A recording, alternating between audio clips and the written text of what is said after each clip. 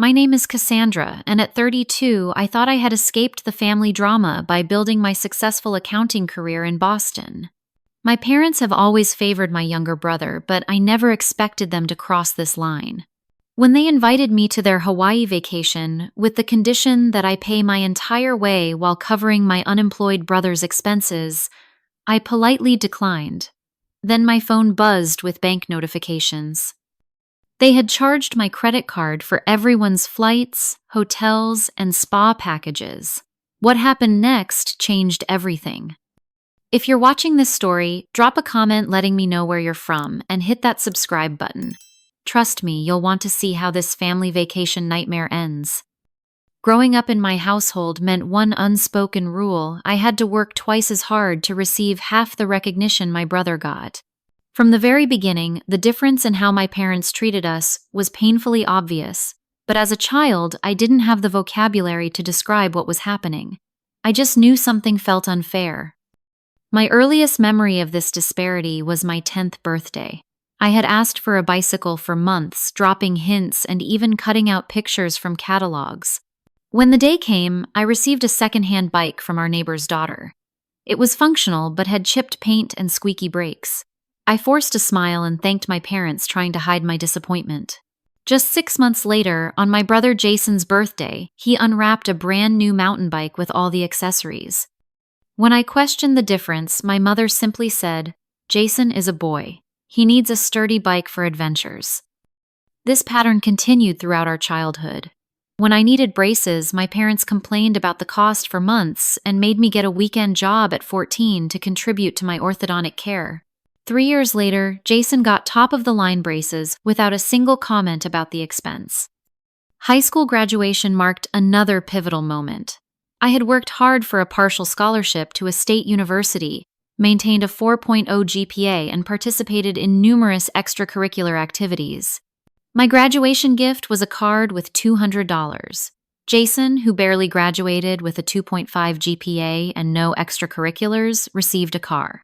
Not a used economical vehicle, but a brand new sports car that my father proudly presented with keys wrapped in a bow. "Jason needs reliable transportation for college," my father explained when I asked why the different treatment. I didn't mention that I had been taking public transportation to my part-time job for years.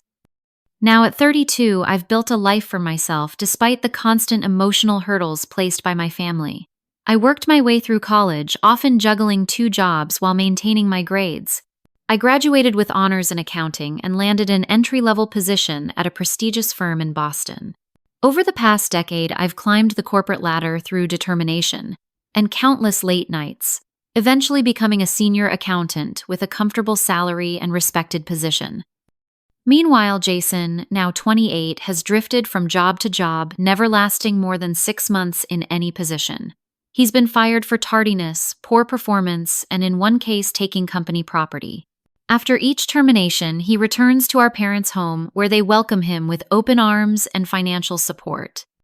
They've paid his rent when he couldn't cover his car payments, and even paid off a significant credit card debt he accumulated during an impulsive trip to Las Vegas with friends. Our family vacations followed the same pattern of inequity. When I was in college, my parents planned a trip to Florida and invited both of us. The catch: I needed to pay for my flight and half of my hotel room, while they covered all of Jason's expenses. When I explained that I couldn't afford it as a student working part-time, my mother suggested I pick up extra shifts or take out a small loan. I declined, and they went without me, flooding social media with happy family photos captioned, "Wish you were here." After that experience, I stopped expecting fairness when it came to family events. For years, I tried to maintain a positive relationship with my parents, despite the obvious favoritism. I would visit during holidays, send thoughtful birthday and anniversary gifts, and call regularly. I attended family functions even when it meant rearranging my work schedule or canceling personal plans. I did this out of a sense of obligation and a desperate hope that one day they would see me as equal to my brother. My father, Richard, is a domineering man who built a successful construction business through sheer force of will. He expects unquestioning obedience and views any challenge to his authority as a personal attack. My mother, Linda, is a people pleaser who has spent 40 years mediating between my father's harsh demands and the rest of the world. She enables his behavior while attempting to soften the blow of his words and actions. Though she occasionally acknowledges the unfairness of their treatment toward me in private, she never stands up to my father in my defense. Jason learned early on how to manipulate this dynamic. He knows exactly how to play the victim, how to appeal to our mother's protective instincts, and how to frame his requests in ways that appeal to our father's ego. "Dad, I need your expertise on this," or "Mom, I don't know what I'd do without your help," are phrases that open checkbooks and hearts in our household. 3 years ago, I started seeing a therapist to address the deep-seated issues stemming from this family dynamic. Dr. Morgan helped me recognize the patterns of emotional manipulation and the toll they had taken on my self-worth. I began to understand that my constant drive to prove myself, my workaholic tendencies, and my difficulty accepting praise all stemmed from a childhood of conditional love and unequal treatment. With therapy, I learned to build boundaries and to stop seeking validation from people unwilling or unable to give it. I focused on creating a chosen family of supportive friends and colleagues who value me for who I am. I purchased a lovely one-bedroom condo in a vibrant neighborhood of Boston, decorated exactly to my taste without considering anyone else's opinion. I built a life where I felt secure and appreciated. But family ties are difficult to sever completely. Despite the progress I made in therapy, a part of me still yearned for my parents' approval and love. That lingering desire for family connection is what made me answer the phone when my mother called about their upcoming Hawaii vacation, and what made the subsequent events so painful. The call came on a Tuesday evening as I was preparing dinner in my condo. I almost let it go to voicemail since I was in the middle of chopping vegetables, but seeing my mother's name flash across the screen made me pause. She rarely called on weekdays unless it was important. "Cassandra, darling." My mother's voice carried that special tone of excitement she only used when sharing big news. "I have something wonderful to tell you." I balanced the phone between my ear and shoulder, continuing to chop bell peppers for my stir-fry. "Hi, Mom. What's going on?" "Your father and I have been planning something special, a real treat for the whole family. We're going to Hawaii, 10 days at the Grand Wailea Resort on Maui. 5-star accommodations, ocean views, the works." I stopped chopping, genuinely surprised.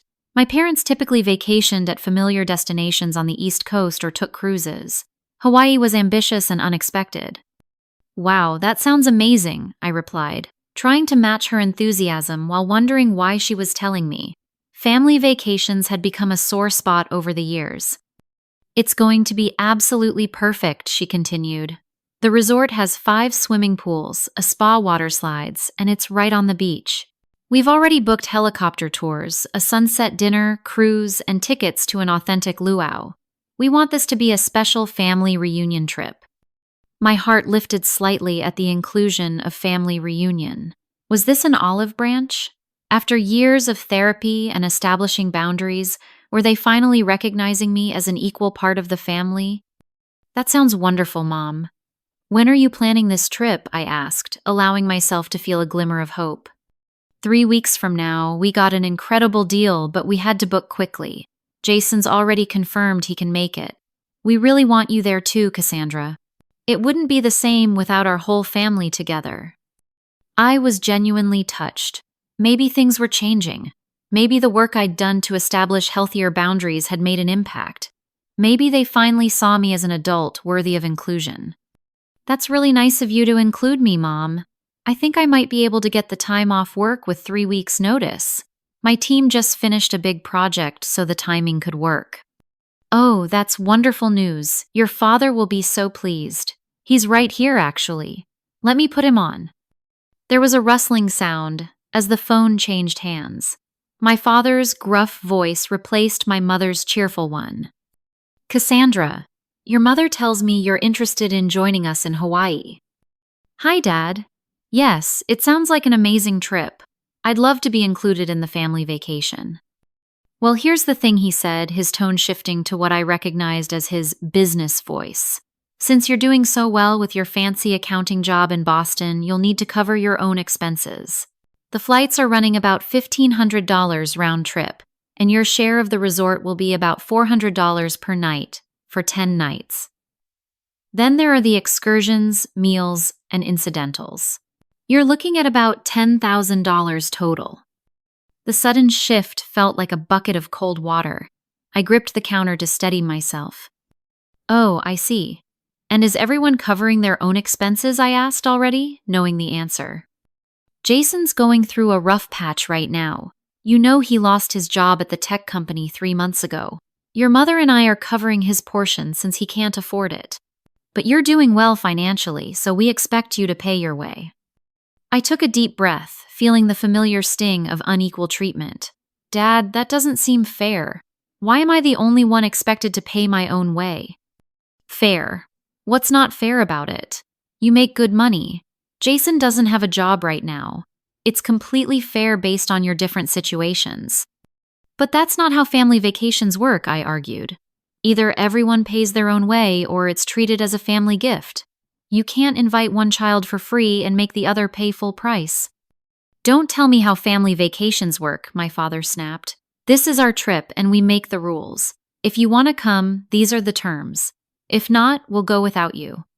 In the background, I could hear my mother's anxious voice. Richard, don't be so harsh. Let me talk to her. No, Linda. She needs to understand how the real world works. Not everything is handed to you on a silver platter, Cassandra. The irony of this statement, given how much they had handed to Jason over the years, was not lost on me. I felt a familiar mix of hurt anger and resignation wash over me. Can I think about it and let you know I asked, buying time to process my emotions? Sure, think about it, but we need to finalize everything by Friday. Your mother will send you the details. There was more rustling and my mother came back on the line.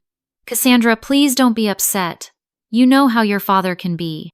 We really want you to come with us. It wouldn't be the same without you. I'll think about it, Mom, I said, my voice tight with restrained emotion. After hanging up, I abandoned my half-prepared dinner and sank onto my couch, emotions swirling. The familiar patterns were playing out once again. I was the responsible one, the one expected to carry my own weight, and then some, while Jason received unconditional support regardless of his choices.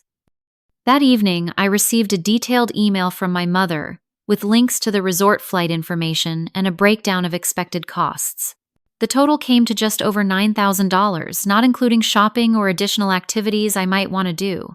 The email ended with a guilt-inducing plea. We really hope you'll join us. It's been so long since we've all been together as a family. I also received a text from Jason's mom. Says you're being difficult about Hawaii. Just pay up and come. Don't ruin this for everyone. I spent the night weighing my options. Part of me wanted to give in to pay the exorbitant amount just to be included, to keep trying for that elusive family acceptance. But Morgan's voice echoed in my head. Accepting unfair treatment doesn't lead to better treatment. It only reinforces the pattern. By morning, I had made my decision.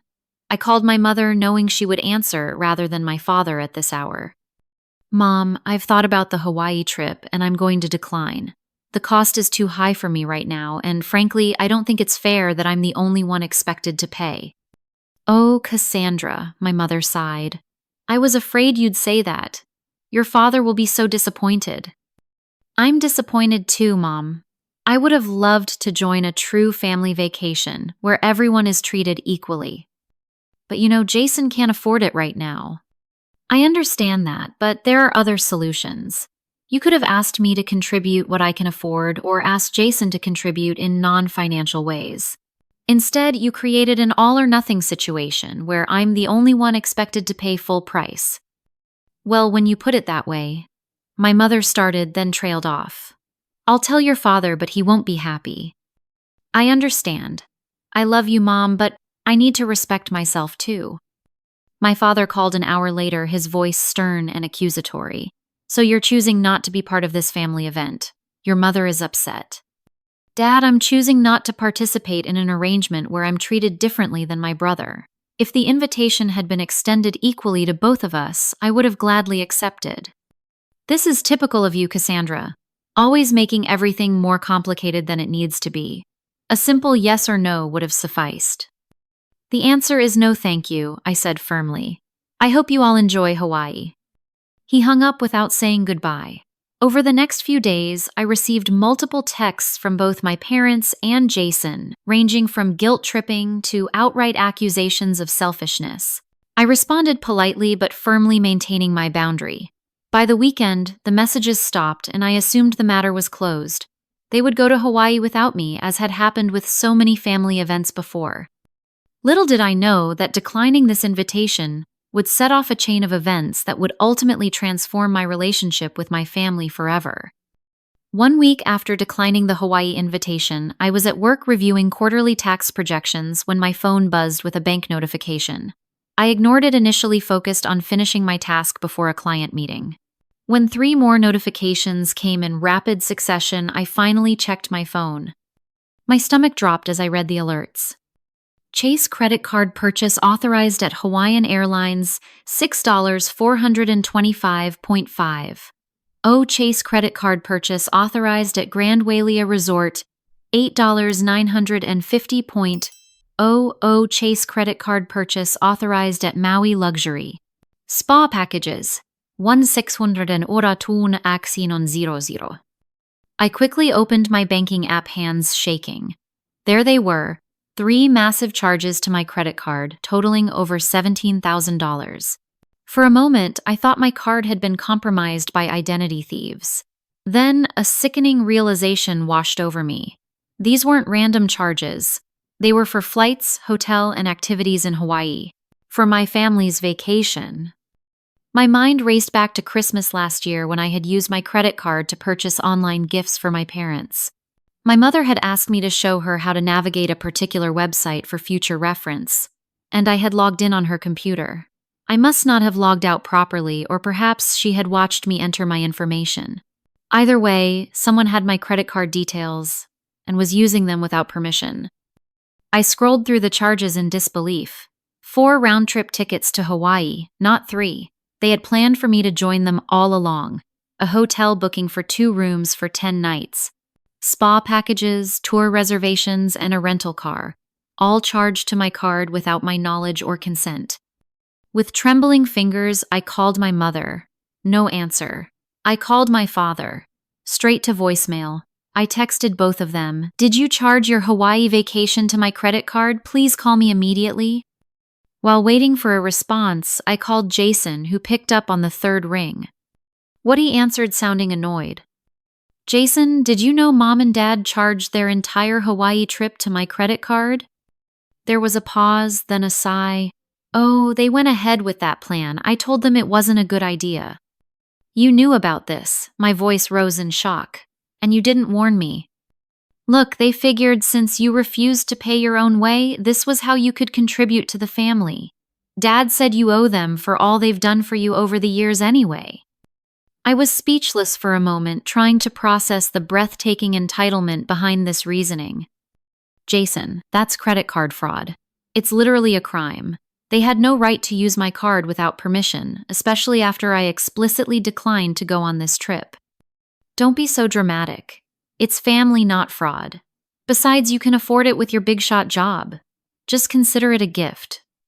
A $17,000 gift I never agreed to give. That's not how gifts work, and you know it. Whatever. You've always been selfish. This is why you're always left out of family stuff. I ended the call before saying something I might regret. My hands were shaking with anger and disbelief. I excused myself from work, telling my supervisor I had a family emergency, and headed home to address this situation properly. On the drive home, my mind cycled through options. I could 1. Pay the charges and avoid confrontation, essentially rewarding their behavior. 2. Call the credit card company to dispute the charges as fraudulent. 3. Confront my parents and demand they reverse the charges immediately. 4. Contact law enforcement and file a police report for credit card fraud. Option 1 was out of the question. Not only could I not actually afford a sudden $17,000 expense, but paying would send the message that their behavior was acceptable. Option 4 seemed extreme as an immediate response, though I didn't rule it out if other approaches failed. At home, I called my credit card company first. I explained that unauthorized charges had been made by family members without my consent. The representative was sympathetic and walked me through the dispute process. I officially contested all the Hawaii-related charges and requested that my card be frozen to prevent any additional unauthorized purchases. The representative advised me to change all my passwords and consider filing a police report, as family fraud was unfortunately common. After hanging up, I tried calling my parents again. This time, my father answered. "What is it, Cassandra? We're busy packing." "Did you use my credit card to pay for your Hawaii vacation?" I asked directly. There was a pause then. We decided it was the fair way for you to contribute since you refused to join us properly. Your mother still had your information saved from Christmas. The casual way he admitted to the theft stunned me. "Dad, that's theft. You committed credit card fraud. I never gave you permission to use my card." "Don't be ridiculous. We're family. Besides, we included your ticket in the package. You can still come if you stop being difficult." "I've already reported the charges as fraudulent and frozen my card. The charges will be reversed."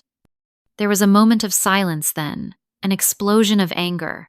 "You did what, you ungrateful child? After everything we've done for you?" "What you did was illegal, Dad. I'm giving you the opportunity to make this right. Reverse the charges yourself, or the credit card company will do it for you, and there will be an investigation for fraud." "You wouldn't dare go that far. We're your parents." "Being my parents doesn't give you the right to steal from me. I've always been treated as less important than Jason, but this crosses a line I can't ignore. This is all going to blow up in your face, Cassandra. You mark my words." He hung up. Minutes later, my phone exploded with texts from my mother, alternating between pleading and guilt-tripping. "Please reconsider, darling. We just wanted a family vacation. Your father is livid. You know how his blood pressure gets. We can't afford to pay for this ourselves. We already told all our friends about the trip. Jason is devastated. He was looking forward to family time." I didn't respond to any of them. Instead, I made a detailed record of all the charges, saved screenshots of the transactions, and documented my conversations with my family members. Something told me I might need this evidence later. That evening, I called Dr. Morgan and scheduled an emergency therapy session for the following day. I needed professional guidance to navigate this unprecedented breach of trust and boundaries. As I tried to sleep that night, my phone continued to buzz with messages from my family, cycling through anger, bargaining, and guilt-tripping. I finally turned it off and tried to rest, knowing the situation was far from resolved. 2 days later was the scheduled departure date for the Hawaii trip. I had been mostly ignoring my family's increasingly desperate messages, responding only to clarify that I would not reverse the fraud claim and that they needed to make other arrangements. By now, the credit card company had begun the dispute process, and I had received confirmation that the charges were under investigation. I was at my desk at work, trying to focus despite the ongoing family drama, when my phone lit up with a text from Jason. Unlike the angry messages of the previous days, this one had a panicked tone. "They're denning our tickets at the gate. The hotel just called too and said our reservation is canceled. What the hell did you do?" I took a deep breath. Before responding, I did exactly what I said I would do. I disputed the fraudulent charges on my credit card. 3 dots appeared as he typed disappeared, then reappeared. "Finally, you've ruined everything. Mom is crying in the airport. Dad is yelling at the airline staff. They won't let us board without payment." "What you all did was illegal," I replied calmly. "You can't use someone's credit card without permission. That's theft." "It's family. We just wanted you to contribute." "I'm doing what you said, paying my own way, not yours." My phone rang immediately. It was Jason, and I could hear the chaotic background noise of the airport terminal. "Fix this right now," he demanded. "Tell the credit card company it was a mistake." "It wasn't a mistake. It was fraud. You all knew exactly what you were doing." "Dad wants to talk to you." There was shuffling, and then my father's voice came through low and threatening. You listen to me, young lady. You call your credit card company right now and tell them you authorize these charges, or so help me. Or what, Dad? I interrupted. What will you do? Because what you've already done is credit card fraud, which is a felony. If you threaten me, that's another crime to add to the list. How dare you speak to me like that? I am your father. And I'm an adult who you stole from. Being my father doesn't give you the right to take my money without permission. We have spent hundreds of thousands of dollars raising you, putting you through college. You contributed $5,000 to my college education, which I've thanked you for repeatedly. I paid the rest through scholarships, loans, and working throughout school. Meanwhile, you fully funded Jason's education, bought him cars, paid his rent, and covered his debts. The double standard ends now. I could hear my mother in the background, crying and pleading with my father to calm down. He ignored her. You will regret this, Cassandra. You mark my words. Family is all you have in this world, and you're throwing it away over money. No, Dad. I'm establishing a boundary after years of unequal treatment. What happens next is up to you. I ended the call and immediately blocked all their numbers. My hands were shaking, but for the first time in my life, I felt a strange sense of power. I had stood up for myself against the people who had diminished me for decades. I called my supervisor and explained that I needed the rest of the day off, due to the ongoing family emergency. She was understanding, having noticed my distraction over the past few days. I drove home in a daze, a mix of emotions swirling through me: guilt for causing a scene at the airport, vindication for standing up for myself, fear about the potential fallout, and grief for the loving family relationship I had always craved, but never had. At home, I poured myself a glass of wine and called my closest friend, Alice. They did what? She exclaimed when I explained the situation. Cassandra, that's not just dysfunctional family drama. That's actual crime. I know, I sighed. Part of me feels terrible for leaving them stranded at the airport, but another part feels like they brought this on themselves. They absolutely brought this on themselves, Alice affirmed. What did they think would happen that you'd just eat a $17,000 charge without question? I think they genuinely believed I owed it to them. That's the scariest part. The entitlement runs so deep. You did the right thing, Alice assured me. Do you want me to come over? You shouldn't be alone right now. I considered her offer. Thanks, but I think I need some space to process everything. Can I call you if I change my mind? Anytime, day or night. And Cassandra, change your locks. Seriously. After we hung up, I took Alice's advice seriously. I called a locksmith who promised to come first thing the next morning. Then I checked all my windows and doors to make sure everything was secure. I spent the evening alternating between anxiety and a strange sense of liberation. For the first time, I had enforced a consequence for my family's mistreatment. The guilt was there, ingrained by years of being told that family obligation trumped personal boundaries, but beneath it was a steady certainty that I had done the right thing. Before bed, I unblocked my phone briefly to check if there were any emergency messages. There were dozens of texts and voicemails, most expressing outrage, but one from my mother gave me pause. We're staying at the airport hotel tonight. Your father is making plans. Please be careful, Cassandra. I've never seen him this angry. The warning sent a chill through me. I double-checked all my locks, then tried to get some sleep, uncertain what the next day would bring. I awoke the next morning to the sound of movement in my living room. For a moment, I thought I was dreaming, but then I heard the distinct clink of keys being set on my glass coffee table.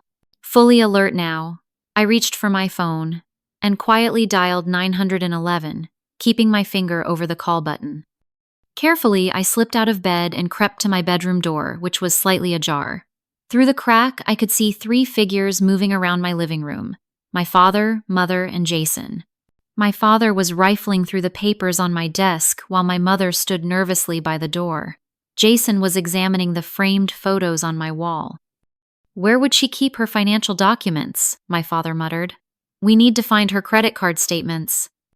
Richard, I don't think we should be doing this, my mother whispered. Breaking into her apartment is going too far. We didn't break in, my father retorted. We used the spare key you've had since she moved in. And we're not stealing anything, we're just looking for evidence. Evidence of what my mother asked. Evidence that she authorized those charges, of course. Something we can use to fight the credit card dispute. I felt a surge of anger and stepped into the doorway. You won't find any evidence because I never authorized those charges. All three of them jumped startled by my sudden appearance. My father recovered first, his expression hardening. Cassandra, we need to talk about what you did. What I did. You stole my credit card information and charged $17,000 without my permission. Then you broke into my home. Those are both crimes. Don't be dramatic, Jason interjected. We're family. We used a key, and Mom and Dad just needed to borrow the money temporarily. Borrowing involves asking permission, I replied, keeping my voice steady despite my racing heart. And entering someone's home without their knowledge or consent is breaking and entering family or not. I held up my phone so they could see the 911 call ready to be placed. I'm asking all of you to leave right now or I'm calling the police. My father took a step toward me, his face flushed with anger. You, ungrateful child. After everything we've done for you, this is how you repay us. By ruining our vacation and threatening to call the police on your own family. What exactly have you done for me that equals $17,000, I asked. Because from where I'm standing, I've been treated as less than Jason my entire life. I've worked for everything I have, while you've handed him everything on a silver platter. That's not true, my mother protested weakly. Isn't it who got a car for graduation, not me? Who had college fully funded, not me? Who gets bailed out financially every few months, not me? And now who was expected to fund a luxury vacation for the entire family? Only me. I discreetly pressed the video record button on my phone, capturing the confrontation. My father noticed and lunged for the device. Give me that phone, you're not recording us. I stepped back quickly. Don't touch me or my property. This is my home and you're here illegally. We came to work this out as a family, my mother pleaded. We just need you to tell the credit card company you authorized those charges. We can't afford to pay for the trip ourselves. And we've already lost the first day. I'm not going to lie about fraud, I said firmly. What you did was wrong and I'm not covering for you. You've always been difficult, my father spat. Always thinking you're better than us with your fancy job and your city apartment. Well, let me tell you something. You're nothing special, Cassandra. You're just a stuck-up, selfish woman who's going to end up alone because no one can stand your attitude. His words were designed to wound-hitting insecurities he'd helped install over decades, but therapy had given me tools to recognize this tactic. If standing up for myself makes me difficult, then I'm proud to be difficult, and I'd rather be alone than surrounded by people who don't respect my boundaries. Boundaries, my father scoffed. There are no boundaries in family. We're blood. Blood doesn't entitle you to my money or my home, I replied. Now please leave before I call the police. Jason stepped forward, his face twisted with anger. You've always been jealous of me. That's what this is really about.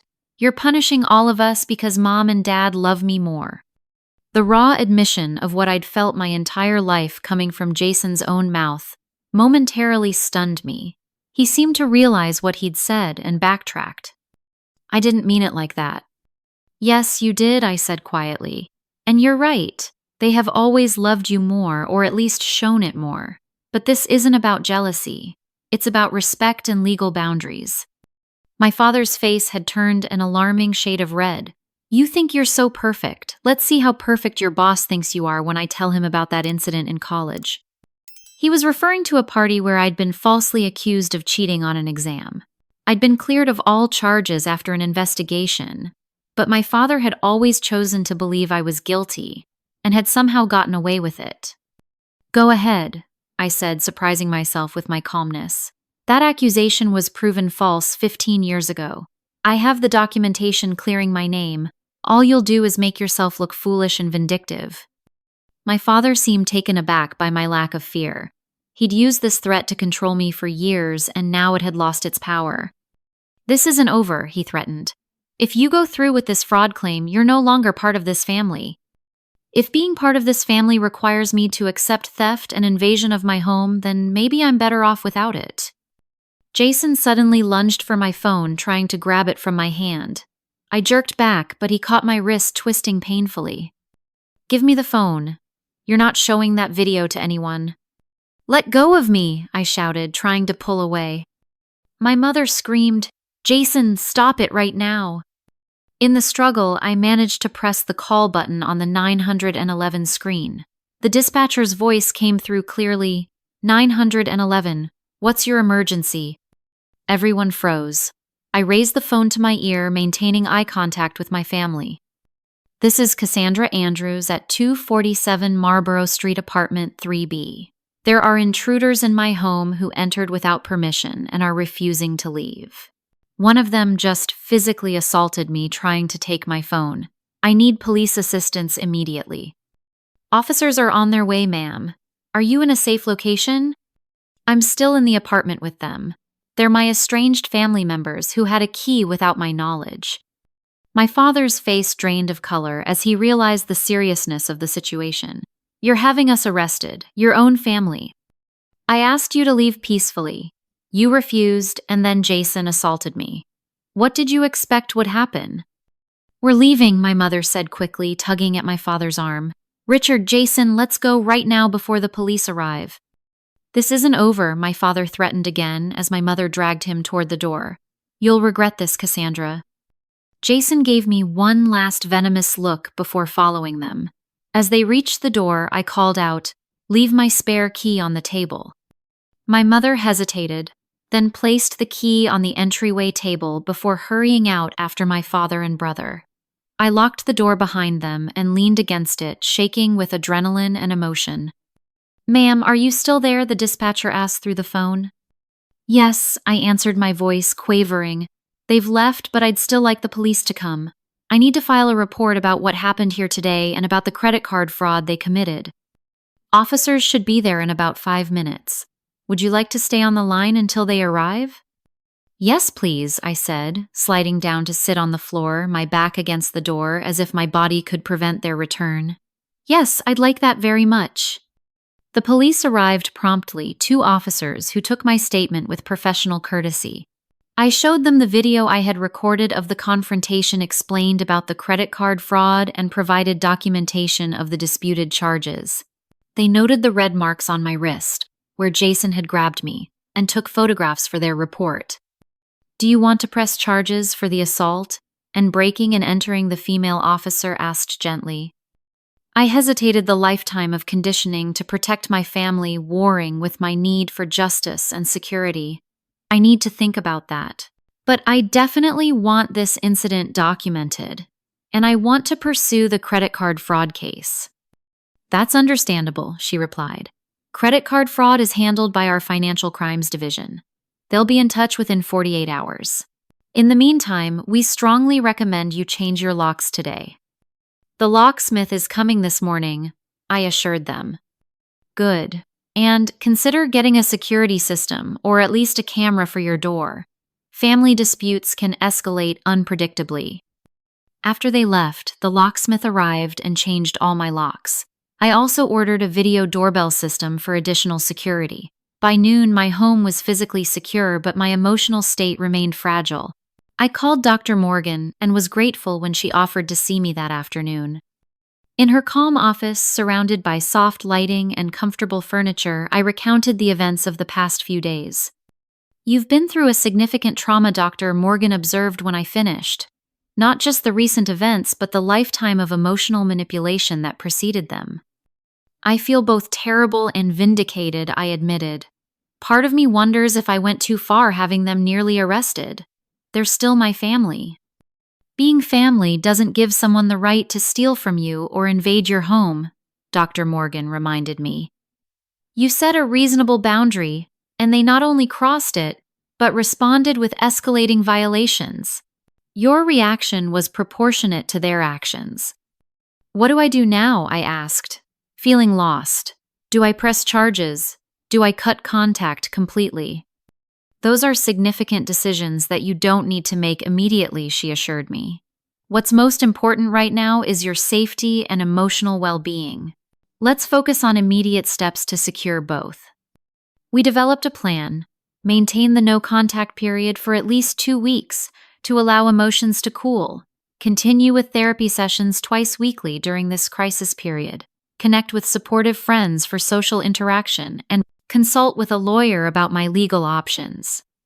Following Dr. Morgan's advice, I made an appointment with a family law attorney the next day. Miss Peterson listened carefully to my story, reviewing the evidence I had gathered. You have a strong case for credit card fraud, she confirmed. And the breaking and entering, while complicated by their having a key, is still actionable, given that they entered without permission and refused to leave when asked. What about a restraining order? I asked. Based on the physical altercation and threats, yes, you could petition for a temporary restraining order. It would prohibit them from contacting you or coming near your home or workplace. The thought of legally barring my family from contacting me was simultaneously heartbreaking and relieving. I need to think about that, I said. Of course. In the meantime, I recommend documenting any contact they attempt to make. Save texts, emails, voicemails, everything. If they escalate, having a paper trail will be important. That evening, I had dinner with Alice, who had been checking in on me regularly since the airport confrontation. I'm proud of you, she said as we shared a bottle of wine in my newly secured apartment. Standing up to family is one of the hardest things to do, especially when they've conditioned you to accept mistreatment. I still feel guilty, I admitted, like I'm betraying some fundamental rule by standing up to them. That's the conditioning talking, Alice pointed out. They installed those guilt buttons and have been pushing them your whole life. Breaking free was never going to feel comfortable.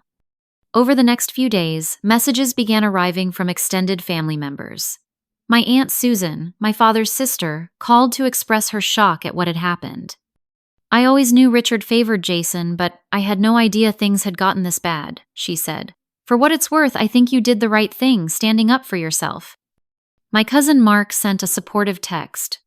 Just heard what happened. Uncle Richard has always been a bully. If you need anything, I'm here. Not all reactions were positive. My mother's brother left an angry voicemail, accusing me of destroying the family over a simple misunderstanding about money. My grandmother sent a tearful message, begging me to forgive my parents before it's too late to reconcile. A week after the break-in, I received a text from Jason that surprised me. I've been thinking about what happened. I shouldn't have grabbed you like that. I was wrong. It wasn't a complete apology. He didn't acknowledge the credit card fraud or the breaking in, but it was the first time I could remember Jason admitting any wrongdoing. I didn't respond immediately, unsure if this was a genuine step toward accountability or just another manipulation tactic. The credit card company completed their fraud investigation and ruled in my favor, reversing all charges and implementing additional security measures on my account. I received a certified letter from my parents' lawyer, demanding I cease making false fraud claims and threatening a lawsuit for defamation. Miss Peterson assured me the letter had no legal merit and advised me not to respond. 2 weeks after the break-in, I was still struggling with the decision about whether to pursue criminal charges or a restraining order. The immediate danger seemed to have passed. There had been no further attempts to contact me directly from my parents, but the emotional wounds remained raw. In therapy, Dr. Morgan helped me explore the complex grief I was experiencing. You're mourning the loss of the family you deserved, but never had she explained. And you're also grieving the loss of the hope that your parents might someday change and give you the love and recognition you deserve. Will I ever stop hoping for that? I asked. With time and work, you'll come to accept the reality of who they are rather than who you wish they were, she said gently. That acceptance brings its own kind of peace. I spent hours considering my options, weighing the potential consequences of each path forward. Criminal charges would likely permanently sever my relationship with my family, but might provide closure and justice. A restraining order would create legal protection, but might escalate tensions. Doing nothing legally might leave me vulnerable, but could leave the door open for potential reconciliation if genuine change occurred. After much reflection, I decided on a middle path. I would not press criminal charges for the break-in, but I would proceed with a civil case regarding the credit card fraud, seeking damages for the emotional distress it had caused. I would not pursue a restraining order yet, but would document any contact attempts meticulously. I also made a crucial decision about my own life. I would use this painful experience as a catalyst for positive change. I requested a sabbatical from my accounting firm, surprising myself with this break from my workaholic tendencies. They approved a 3-month leave, recognizing my years of dedicated service and perfect performance record. With this time, I planned a personal journey of healing and self-discovery. Not a luxury resort vacation, but a mindful exploration of places I had always wanted to visit, with plenty of time for reflection, journaling, and connecting with my authentic self away from family expectations and pressures. The night before I was set to leave on my journey, I received one more text from Jason. "I've been thinking a lot about what you said, about how Mom and Dad treated us differently. I never saw it before, but I'm starting to. I'm sorry, Cass, for everything." For the first time since this ordeal began, I felt a glimmer of hope, not for the fantasy family I had always wanted, but for the possibility of authentic, respectful relationships built on new foundations. I replied simply, "Thank you for saying that, Jason. It means a lot." As I packed my bags for my journey of self-discovery, I felt lighter than I had in years. The road ahead was uncertain, but for the first time I was choosing my own path, free from the weight of unequal expectations and unearned guilt. 6 months have passed since the day my family broke into my apartment, and my life has transformed in ways I never imagined possible. The journey I embarked on wasn't just a physical exploration of new places, but an internal expedition to rediscover myself outside the confines of my family's expectations and patterns. During my 3-month sabbatical, I visited places that had always called to me but that I had never prioritized. The redwood forests of Northern California, the painted deserts of New Mexico, the coastal villages of Maine. I stayed in modest accommodations, hiked alone for hours, journaled extensively, and for the first time in my adult life, I listened deeply to my own desires and needs, without filtering them through the lens of family approval. Upon my return to Boston, I established clear, healthy boundaries with my family. The legal proceedings regarding the credit card fraud concluded with a settlement. My parents admitted wrongdoing, agreed to financial counseling, and established a payment plan to reimburse me for legal fees and emotional distress. More important than the money was their formal acknowledgement of the harm they had caused. My father's initial rage eventually gave way to sullen acceptance, and surprisingly moments of genuine reflection. During a mediated conversation 3 months after the incident, he admitted, "I've always been harder on you because I saw more potential in you. I thought pushing you would make you stronger, but I see now that I was unfair." It wasn't a complete transformation or a perfect apology, but it was more self-awareness than he had ever shown before. The legal consequences and public embarrassment within our extended family had cracked his armor of self-righteousness. My mother took longer to understand her role in enabling the dysfunction. Through family therapy sessions that Dr. Morgan recommended, she began to recognize how her peacekeeping at all costs had actually perpetuated harm. "I thought I was protecting everyone by smoothing things over," she admitted during a particularly emotional session, "but I was really just avoiding my own discomfort with conflict." Most surprising was Jason's evolution. The financial catastrophe of the canceled Hawaii trip became a turning point for him. With no parents to bail him out, they were now focused on their legal issues and payment plan. He was forced to find steady employment. He secured an entry-level position at a marketing firm, and for the first time in his life maintained it for more than 6 months. "I never had to grow up because they never made me," he told me during a careful lunch meeting, our first one-on-one encounter since the break-in. "Watching you stand your ground made me realize how infantilized I've been. It's embarrassing, honestly. While these changes in my family are meaningful, I've learned not to place my emotional well-being in their hands. The most profound transformation has been in how I've built a chosen family of supportive friends and colleagues who value me for exactly who I am." Alice and her husband now include me in their weekly dinner gatherings. My coworkers at the accounting firm who rallied around me during the crisis have become close friends outside of work. I've joined a hiking group that meets monthly for challenging trails and fireside conversations. These connections, based on mutual respect and genuine affection rather than obligation, have shown me what healthy relationships truly feel like. The healing journey hasn't been linear. There are still days when the old pain surfaces when a casual comment triggers memories of decades of unequal treatment. Dr. Morgan has helped me develop tools to acknowledge these feelings without being consumed by them, to recognize the truth of my past while not allowing it to dictate my future. The greatest wound in childhood emotional neglect, she explained during a recent session, is the message that your feelings don't matter. The greatest healing comes from finally believing that they do. I've learned to trust my emotional responses, to validate my own experiences, without requiring external confirmation. I've discovered that self-compassion isn't selfishness, but the foundation for authentic connections with others. The incident with the credit card and the subsequent break-in, while traumatic, ultimately gave me the push I needed to break free from patterns that had constrained me for decades. Sometimes it takes a dramatic rupture to create space for new growth. My relationship with my family continues to evolve. We maintain contact, but with clear boundaries and expectations. I no longer attend events where I'm treated as an afterthought or expected to contribute more than others. I decline invitations that come with unfair conditions. I speak up when old patterns emerge, naming them calmly but firmly.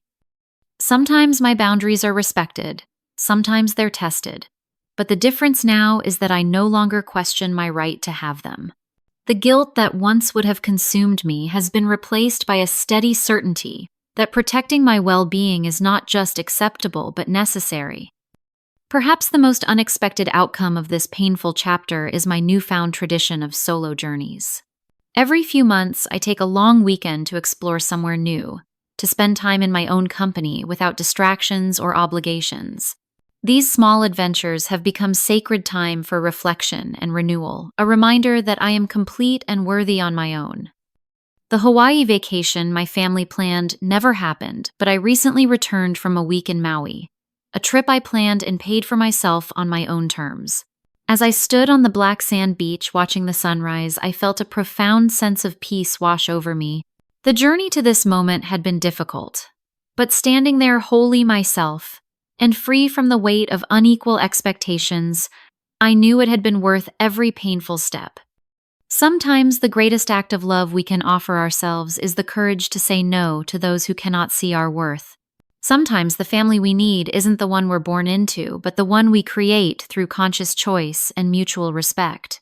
And sometimes the most important vacation isn't to an exotic destination, but away from the patterns that have kept us small. I am Cassandra, 32 years old, and I am finally the author of my own story. The next chapter is entirely mine to write. If this story resonated with you, I'd love to hear about your own experiences with family boundaries in the comments. Have you ever had to stand up to loved ones who crossed a line? What helped you find the courage to protect yourself? Please like this video if it spoke to you. Subscribe for more stories about finding strength through difficult family dynamics, and share with someone who might need to hear that it's okay to prioritize their own well-being. Thank you for joining me on this journey. And remember, your worth is not determined by how others treat you, but by how you learn to treat yourself.